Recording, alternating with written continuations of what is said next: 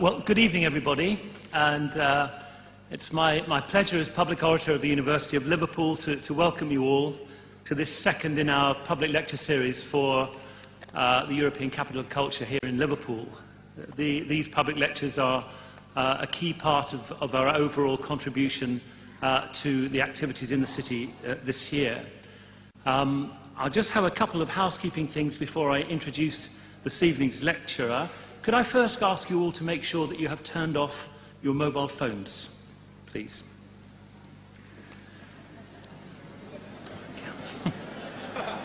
Can I also explain a little bit about the format, because it's conceivable that some of you may have some questions at the end of the talk. The way we're going to manage that, Professor Dawkins is very happy to take questions, but there are rather a lot of you. So we will have fixed mics at the bottom of each aisle here and up on the grand tier as well, and one roving mic for anyone who can't come down to the mic. So that's how we'll handle it. Once the talk is over, which will last about an hour, Professor Dawkins is quite happy to go on for another half an hour taking questions in that format. I should say that by the time we've spent that much time, which will take us some way past 8 o'clock, I will then call a halt to proceedings because it's quite a long day already. But Professor Dawkins will then be signing books and happy to meet people up in the grand foyer in the upstairs bar area. Okay, well, normally our public lectures are held in the largest lecture theatre in the University of Liverpool, but we've had so very many people who are interested to hear this talk. I hesitate to call the level of interest miraculous, but there certainly is a lot of interest, such that we not only have taken over the Philharmonic this evening, but we've had to take it over again on April the 21st, when it is also completely full. If any of you want to reprise the event tonight, there is in fact a webcast which is being recorded this evening and which will be available on the University of Liverpool's website from April the 23rd, just a couple of days after the second giving of the lecture. The first lecture of the four that make up our public lecture series this year was given by Jonathan Miller some weeks ago, and when I explained to the audience for that event that we were having to use the Philharmonic, Jonathan Miller asked us if we'd thought of using the Anglican Cathedral. So we toyed with that, but we thought we'd move on.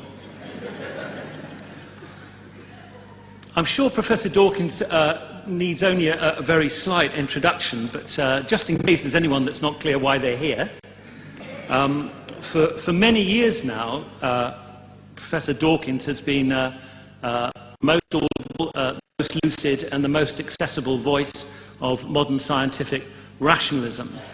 And in particular, his books, The Selfish Gene, The Blind Watchmaker, and a number of others, have explained with patience, humour, and superb clarity the evolutionary view. I think it would be true to say that the books that I've just mentioned, which form the basis of his reputation, are not in a polemical mode. They invite consideration and debate and reflection, but they're fundamentally explanatory.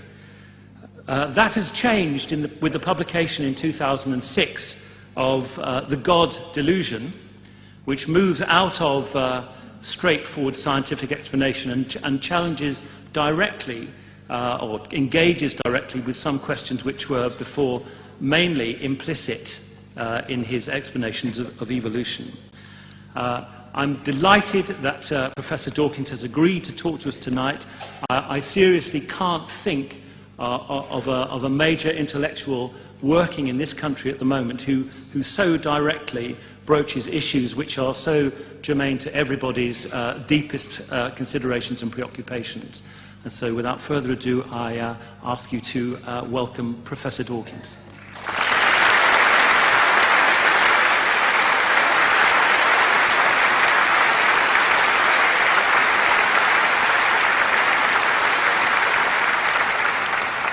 Well, thank you very much for that kind introduction, and thank you also for delivering it in English. In Oxford, the public orator's job is to make speeches in Latin, and is chosen for that skill. I am delighted to be here. I am cowed and somewhat intimidated by this audience. I only hope I can live up to it. Isn't it a remarkable coincidence? Almost everyone has the same religion as their parents, and it always just happens to be the right religion. Religions run in families. If we'd been brought up in ancient Greece, we'd all be worshipping Zeus and Apollo. If we'd been born Vikings, we'd be worshipping Wotan and Thor. How does this come about? Through childhood indoctrination. No wonder religion runs in families. One by one, the ancient belief systems have vanished from the face of the earth, and we seem to get on just fine without them. Zeus with his thunderbolts, Apollo, Wotan, Thor with his hammer, Baal, Mithras, Ammon-Ra, all were once worshipped as gods. People believed in them, prayed to them, sacrificed to them. Lots of people. Children were brought up with them, told of their existence as a matter of undoubted fact. Nowadays, everybody agrees that no matter how sincere those believers undoubtedly were, they were deluded. Every one of those gods was a delusion, and so were countless gods that human tribes have sincerely believed in all around the world. Everyone today agrees that all those ancient gods are delusions. Some of us just go one god further. My book is called The God Delusion, and I need to make it clear that the God I'm talking about is a personal, intelligent, creative being, like Yahweh, Allah, Baal, Wotan, Zeus, or Lord Krishna. But if by God you mean something else, if by God you mean nature, goodness, the universe, the laws of physics, the spirit of humanity, Planck's constant, then we're going to be talking at cross purposes. An American student asked her professor whether he had a view about me. Sure, he replied. He's positive science is incompatible with religion, but he waxes ecstatic about nature and the universe. To me, that is religion. To him, that is. If that's what you choose to mean by religion, fine. That would make me a religious man. But if your God is a being who designs universes, listens to prayers, forgives sins, wreaks miracles, reads your thoughts, cares about your welfare, raises you from the dead, cares about your sex life, then you're unlikely to be satisfied. As the distinguished American physicist Steven Weinberg said, if you want to say that God is energy, then you can find God in a lump of coal. But I would add, don't expect congregations to flock to your church.